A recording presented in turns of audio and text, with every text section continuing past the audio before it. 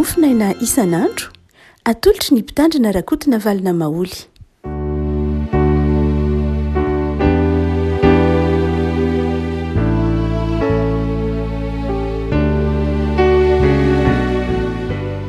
Fanamiarabantsika ry havako malala tratra ity alarobia fahatelopolo ny volana aogositra ity. Ny mofinaina voalahatra ho antsika anio dia ny filazan-tsaramasina araka ny Matio toko 8:20 ka hatramin'ny 12:20 ihany. Matio toko 8:20 ka hatramin'ny 12:20 ihany. Anaran'i Jesosy. Ary indro nisy vehivavy anankiray izay efa narary 12 taona nankeo ivony ka nanindry ny somotra viavin-dambany. Fa hoy izy anankapony, na dia ny lambany ihany aza no voatendriko dia ho sitrana. Ary Jesosy niodina ka nahita azy tena nanao hoe, matokiry zanako vavy, ny finoanao no efa nahasitrana anao. Dia sitrana ilay vehivavy tamin'izay ora izay. Ray Masino manao asinana ny fahamarinana, ny teninao ny fahamarinana. Amen. Ny nanasitranan'i Jesosy nahasitrana ilay vehivavy narary 12 taona, nitsidra no voalaza misimisy kokoa, narary nandera. Ary indro nisy vehivavy anankiray narary nandera 12 taona. Dia sitrana rehefa nanindry ny somotra viavin-dambany Jesosy. Zay azavaina aloha dia mikasika ny hoe nahoana ity vehivavy ity no tsy mba tahaka ireo marary izay hitantsika marary hafa, hitantsika any ohatra hoe ny nanasitranan'i Jesosy ny ravozam-bavin'i Petera, samy narary ny ravozam-bavin'i Petera, hitantsika eo aloha kely eo amin'ny toko 9:410 narary ny ravozam-bavin'i Petera, dia nandry nanavy ny tazo, dia nanendry azy Jesosy ka dia niala tamin'ny tazo. Fa ity vehivavy ity kosa dia tsy mba Jesosy no nanendry azy, fa izy no nanendry an'i Jesosy. Ary taty an-damosiny Jesosy izy. Satria ny ravozam-bavin'i Petera dia fanaviana izay mety mpahazo ny olombelona, aretina azo kasihana tsara ny maharary azy, aretina ny marimarina koa aretina izay tsy hoe maloto. Fa ity aretina ity vehivavy ity dia aretina maloto, satria ny olona mitsidra zany na ny marimarina kokoa ny vehivavy mitsidra na vehivavy mandeha dia maloto, zany hoe impur. Ao amin'ny bokin'ny Levitikosy no ahitantsika an'izany. Satria impur zany na maloto ity vehivavy ity dia tsy vitany hoe tsy azo kasihana fa tena miataka kely mihitsy. Ary tsy sahy manendry an'i Jesosy izy, tsy sahy mikasika an'i Jesosy izy, satria matahotra noho izay loto izay tahaky ny boka ihany. Tahaky ny boka ihany dia nihery izy, dia nihery an'i Jesosy izy. Saingy efa mafy taminy lay aretina. Efa mafy tamin'ilay aretina, efa 12 taona izy. Raha toa ka mijery amin'ny filazantsara sinoptika hafa isika, dia miteny ihany manao hoe efa nandany ny volany sy ny arenany tamin'ny mpitsabo maro samihafa ity vehivavy ity. Ary dia toy miala nenina ny farany nanarana hoe tany amin'ny Jesosy izany no nitoditody farany. Ary dia tsy sahy nijery an'i Jesosy akory izy, fa hoe aloha rangany mba ny akanjony fotsiny kasihiko dia sitrana. Raha toa ka mijery tsy pirian'ilay tenitsika dia afaka maka hevim-panahy roa na telo amin'ny teny izay ampiasain'ny Matio. Voalohany indrindra dia ilay teny hoe 12, ilay teny hoe 12 dodecahme ny teny grika, izay milaza isa manokana. Matio rehefa miteny hoe 12 dia amin'ireo isa amin'ireo ataontsika hoe 12 miverina ao amin'ny Matio dia ny ankabeazany miaraka miteny hoe lahy mandrakariva, zany hoe 12 lahy. indray mandeha any matio no miteny hoe firenena 20 na foko 20 fa amin'ny ankapobeny matio amy 6 isanjato na 6 isanjato dia 20 lahy mandrakariva no ampiasana ny teny hoe 20 ary tsy matio ihany io fa na ny marika koa aza dia mampiasa ny teny hoe 20 de mampatsiaro mandrakariva ny apôstôly, mampatsiaro mandrakariva ny firenena Israely. No zany dia raha miteny hoe narary 20 taona ty vehivavy ty dia midika manokana ilay 20 ilay vehivavy narary 20 taona de midika manokana ho isan'ny fiantsona, isa manambara fiantsona zay no azo ilazana ny 20 zany de zao mifono fiantsona. Ka ity aretiny ty vehivavy ty zany de zao aretiny zay niteraka fiantsona tao anatiny 20 taona izy narary dia tsy hoe kisendrasendra zany fitandrosany matio io hoe 20 taona izy raha ohatra ka tsy 20 de najanony matio tany fotsiny fitandrosana fa nitsindriny matio mihitsy ny hoe 20 io izany hoe ilay aretiny lay vehivavy zany dia aretina niteraka antso azy, aretina niteraka fanatonana an'Andriamanitra ho azy. Zany hoe noho io aretiny io de nanjary tonga nanatona ny tompo ilay olona, tonga nifandray tamin'ny tompo ilay olona ary mety misy afaka malala karazana aretina izay miteraka mahatonga fiantsona, mety misy karazana aretina zay mety pitranga eo amin'ny fiainantsika mahatonga mampivohitra ny fiantsona aty anatintsika, mampiharihary ilay fiantson'Andriamanitra aty anatintsika. Ary mety misy karazana fiantsona tahaka zany mihitsy fantatsika rehefa miresaka amina mpitandrina ianao na mpiretry ianao na mpiandry ianao na dekona ianao dia ndraindray misy karazana aretina na tsy hoe karazana moa zany fa ndraindray misy misehony hoe aretina izay miteraka fiantsona na mampiharihary lay fiantsona, tsy lay aretina zany ny zava-dehibe kay fa lay antso, ary lay antso dia antso izay mampanatona an Jesosy, antso mahatonga fifandraisana am Jesosy. Ary dia izay no mampametram-panontaniana hoe eto zao marary ny rafozam-bavy ny Petera 5:20 tsy nitansain'ny loka mihitsy hoe 20 andro vizy narary, 20 volana vizy narary, 20 taona vizy narary, fa de hoe narary fotsiny izy satria Jesosy nanatona ity rafozam-bavy ny Petera ity. Fa ity vehivavy ty kosa de zao nitady an Jesosy mihitsy, nitady an Jesosy, nikaroka an Jesosy, nanara-dia an Jesosy. Ary zay lay ataontsika hoe aretina niteraka fikatsahana, aretina niteraka, aretina ampivohitra antso, niteraka antso tao amin'ity marary ity. Fa ny faharoa zay hitatsika amin'ity Mateo 7 ity dia ilay andiny faharoa hoe andiny faharoa amby roapolo hoe maromaro koa fa 20 hoy izy anakapony na de ny lambany ihany aza no voatendriko. Lay voateny hoe voatendry dia manendry zany haptomay amin'ny teny grika eto haptomay zany hoe raha tena nidikan'io teny voalohany indrindra teny hoe haptomay dia s'attacher amin'ny teny frantsay, s'accrocher aza, nouer aza ny tena azo lazaina hoe mahadika ny teny hoe haptomay, fa amin'ny teny matoa teny hoe hapto koa zany hoe mifamatotra na mifandray. No zany dia eto ilay teny hoe nanendry dia marina fa fiteny ihany koa le hoe mikasika, fa ny dikan'le teny voalohany ihany koa de zao manao hoe mifikitra, ary zay mahatonga antsika milaza manao hoe aretina nampifikitra ilay vehivavy na le ty marary ity tam Jesosy lay aretina.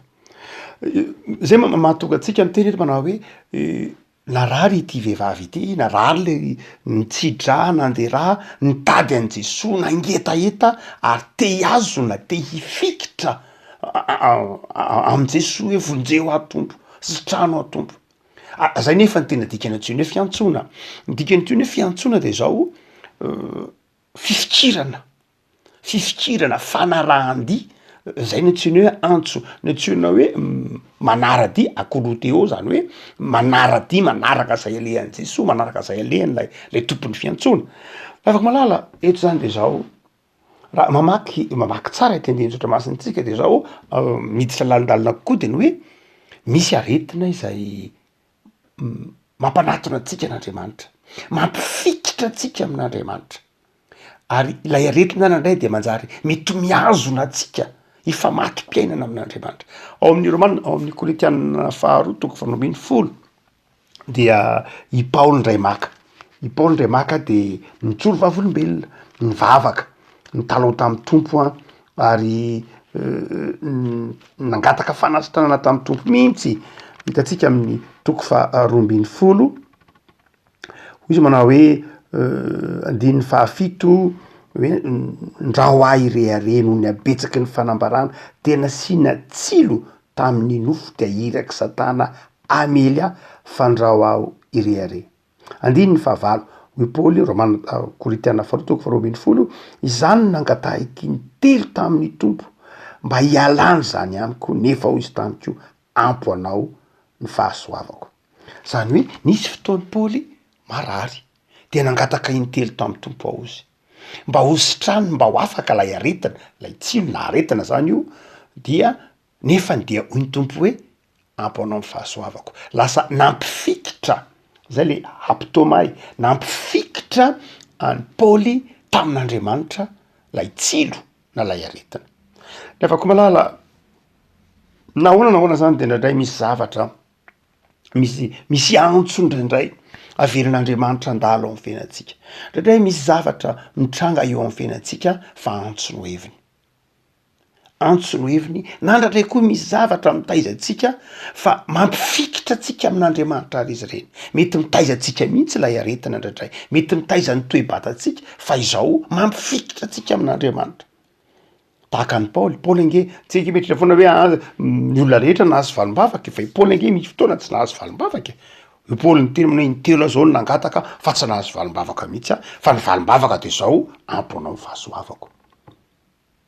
Zany hoe niaraka nitondra tamin'ny Paoly an'lay tsilo teny zany Jesoa ka lay tsilo de nitaizan'ny Paoly ka nahatonga ny Paoly nirearea noho ny fahalemendray azy satria niankina tamin'Andriamanitra izy ary misy fotoana misy tsilo ataon'Andriamanitra eo amin'ny fiainantsika ndraindray misy tsilo zany hoe misy zavatra averin'Andriamanitra mihitsy mitranga eo amin'ny tsy afa-misaraka amintsika fa iainantsika eny foana mety misy olona misy toe-batantsika ndraindray misy tsilo tahaka zany zay itezan'ny tompo antsika ary zakatsika le izy vao mainka aza mampifikitra atsika amin'Andriamanitra mahatonga atsika mifamaty-piainana amin'Andriamanitra zay le aptomay.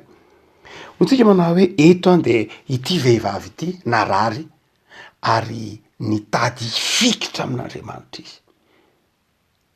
Raha toa ka mijery lay tenitsika hoe manendra de ao matitoko fahavalo andininy fahatelo raha somary mandeha mafimafy kokoa tsika dia nisy lay boka de zao tenenin'ny Jesoa niteny tamin'ny Jesoa raha mety ianao de madio raha mety ianao de manafaka manadio ao lay boka de hoy Jesoa eny ara mety madiova ianao de nanendry Jesoa aptomaico io dia vakio tsara ny toniny tantara rehefa aveo amina asitranan'i Jesoa anio boky io rehefa aveo dia aveo lay boka dia nitondra fanatitra tany amin'ny tany amin'ny mpisorona sy ny toy ny tantara eo moa ny toko fahenina amby telopolo dia matitoko fahavalo andiny fahenina amby telopolo sy ny matitoko fahatelo ambin'ny folo be de be eo andininy zay miresaka nyity vombolana hoe manendry ity.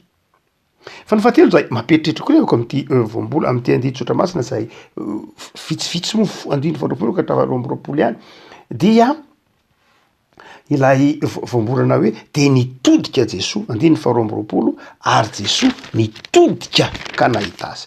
Zany hoe rehefa nanindry nikasika amin'ny fomba tsotra moa de raha ohatra ka jerena zany de hoe nikasika fa nihevi-panahiny izy de hoe te hifamaty-piainana te ino lay vehivavy famaty-piainana zany hoe tamin'Andriamanitra nino de zao sitrany izy de nieriky Jesoa lay matoateny zay ampiasain'i Jesoa eto ampiasain'ny Matio eto dia epistrefo raha ohatra ka amin'ny texte original misy karazana baiboly grika anakiroa moa filazantsara grika anakiroa samy hafa de tsy tena mitovy fa misy ny anakiray mampiasa ny matao teny hoe strefo fotsiny ary anakiray mampiasa ny teny hoe epistrefo tsy tena mitovy reo amin'ny teny grika fa zany hoe raha ohatra ka jerena amin'ny baiboly anakiray zay manao hoe epistrefo izy de milaza Jesosy zany toy ny hoe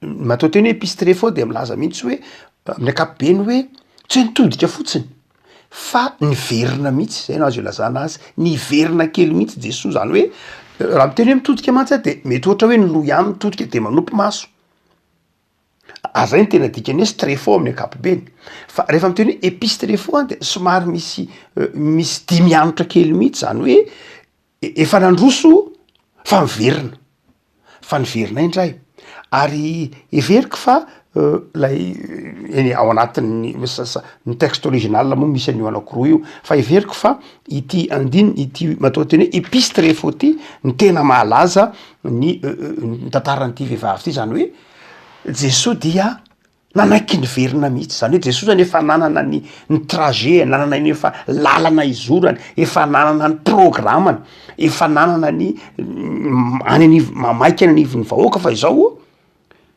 no ity vehivavy ty zay nangetaeta te ho sitrana te ifikitra aminy de zao tsy vitany hoe nitodika fotsiny izy fa niveriny lalana mihitsy izy niverina kely mihitsy izy mba hiresaka mba hidinika mba hampahery ity vehivavy ity afaka malala raha toa ka mijery tsika mahazava-dehibe an'izany zany hoe Jesosy manaiky nitodika ary tsy vitany hoe nitodika fa manaiky nanao dia niverina mihitsy no ny finoany ity vehivavy ity ary zay natonga azy ny teny manao hoe ny finoanao ange na sitrana anao hoe satria ny finoanao te hifikitra amin'Andriamanitra ny finoanao te hifamato-piainana amin'Andriamanitra ny finoanao zay misy antso te hiaina hiaraka amin'Andriamanitra de zao voazona mihitsy ary notazoniny mihitsy niverina kely mihitsy de so eto hoe izary zany raha toa ka mamaky mantsy asika ao amin'ny lay matao teny hoe strefo zay ndresantsika teo le hoe ary Jesosy de nierika nitodika ndray maky Jesosy ao amin'ny Luka toko faharoa amby roapolo andiny faraika amby enimpolo Luka toko faharoa amby roapolo andiny faraika amby enimpolo rehefa nandeha Jesosy ndray maka de nanome toky azy daholo mpianatra Jesosy za tsy mivadika aminao mihitsy zay rehetra zay tsy hivadika aminao mihitsy dia Petera koa mba niteny an'izay teny indrindra fa i Petera hoe ny olona rehetra Jesosy de afaka mivadika aminao fa za tsy hivadika aminao mihitsy de hoy Jesosy tamin'ny Petera eny marina miteny izany daholo nareo fa zao hoy Jesosy mbola tsisy akoho maneno akoho reny alina dia anda intelo ianao de nijanona teo lay resaka de nandeha ny fitsarana an' Jesosy kanjo Petera dia nandany Jesosy intelo be zao ary raha avantany vao naneniny akoho dia andininy faraika amby enimpolo amin'ny Luka toko faharoa amby roapolo dia nitodiky Jesosy zay le matao teny strefo nitodiky Jesosy dia nijery an'i Petera ary raha vao nitodiky Jesosy nijery an'i Petera dia Petera koa nijery an'i Jesosy de nifankahita izy mirahalahy rehefa nifankahita Jesosy Petera Luka toko faharoa amby roapolo fampijery zany de tadidin'ny Petera lay tokony meny an'i Jesosy ka izy nivadika intelo an' Jesosy namadika intelo an' Jesosy zany hoe amin'ny Luka de zao ny nahatonga ny Petera atsiaro lay hoe namadika an'i Jesosy tsy ny akoho maneno loatra tsy ny akoho maneno nampatsiaro an'i Petera an'lay izy fa ny tompo mason'i Jesosy nierika ny fampijery tamin'ny Petera zany hoe lay strefo lay Jesosy nijery an'i Petera nahatonga ny fibebahany Petera ary reny mahatonga ny matao teny hoe strefo adika hoe fibebahana mitovy amin'ny teny grika hoe tovy mitovy hebreo hoe tovy zany hoe mibebaka zay mahatonga ny teny hoe strefo dia fiverenana ilalana midika fibebahana ary dia izay matoateny zay nefany no fakan'lay teny hoe epistre foeto zany hoe toy ny verina mihitsy toy ny verin-dalana mihitsy Jesoa mba ampahery ity vehivavy ity. Ravako inona ny hevim-panahy ao anatin'izany heviteny resahantsika io zany zavatra roa lehibe. Voalohany de zao ny finoantsika ry havako malala, ny finoantsika n'Andriamanitra, ny finoantsika n' Jesoa de zao finoana zay mahatonga atsika, mahatonga an'Andriamanitra, mahatonga an' Jesoa hiato mihitsy aza amin'ny lalany, mahatonga an'Andriamanitra zay hiova hevitra mihitsy ara. Mampieritreritra be le hoe ahoana moa zany Andriamanitra ve miova hevitra? Andriamanitra ve miova hevitra zany ve Andriamanitra? Fa raha toka jerena amin'ny ataontsika hoe amin'ny Baiboly de zao tena mety miova hevitra Andriamanitra. Impiry moa Andriamanitra ny tsy teny hoe tsy andringana ny Israely ndray noho ny alaheloko, tsy kapoka ndray aho, tsy anontolo fo ndray aho, hamindra fo ndray aho. Ka eto de zao lay vehivavy izay maloto tsy mendrika nahita fanasitranana noho ny finoany anefa de zao nijanony Jesoa, nieritreritra azy Jesoa ka nimetra-panontany taminy hoe matoky ny finoanao. Ravako malala Andriamanitra fitiavana zany no aseho Matthieu eto. Andriamanitra tianao, Andriamanitra mahavita miato mihitsy aza mitodika mijery zay Andriamanitra. Fa ny faharoa zay asehony Matthieu eto ravako malala zay hoentina mampahery anao de zao ny zavatra lalovana, ny zavatsarotra lalovana, ny zavatsarotra lalovana ravako malala de zao ndraindray na tsy mandrakariva mihitsy aza mampifamatotra atsika amin'Andriamanitra. Tsy nataon'Andriamanitra hamotika atsika, tsy nataon'Andriamanitra andrava amin'ny fiainana ity vehivavy narary ity lay aretiny, fa nanjary niteraka antso azy ka nanjary natonga azy nifamatom-piainana tamin'Andriamanitra. De niteny Jesosy aminy hoe matoky ny finoanao na asitranao. Inona zany no andrasan'Andriamanitra amitsika ry havako malala? Ny finoana.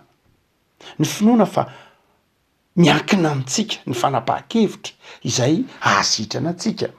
De ninona ny finoantsika. Havako malala engany hitoetra amin'ny finoana ianao. Atoko fa io Andriamanitra io de mahita anao.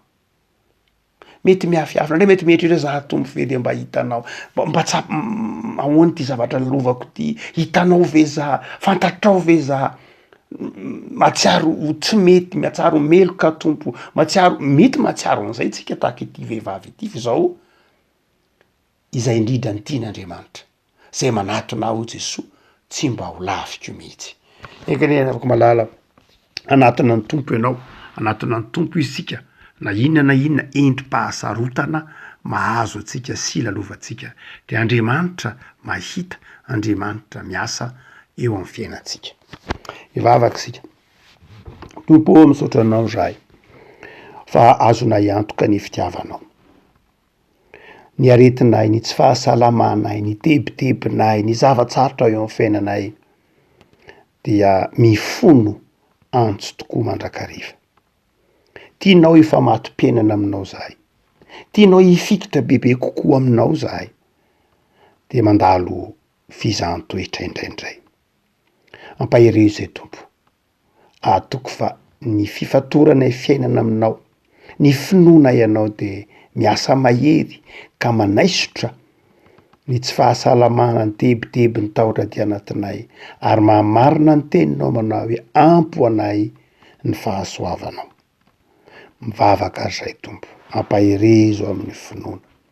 Lesona nomenao anay tamin'ity volana aogositra ity tompo ny anananay finoana sy fahatokinanao dia mitoera tompo aty anatinay amin'ny finoana. Aza mahafoy na mahasaraka anay ianao. Jereo tompo ny tanindrazanay, jereo ny fiangonanao, jereo ny zanakay, taranakay ampioreno amin'ny finoana ny tsirairay avy.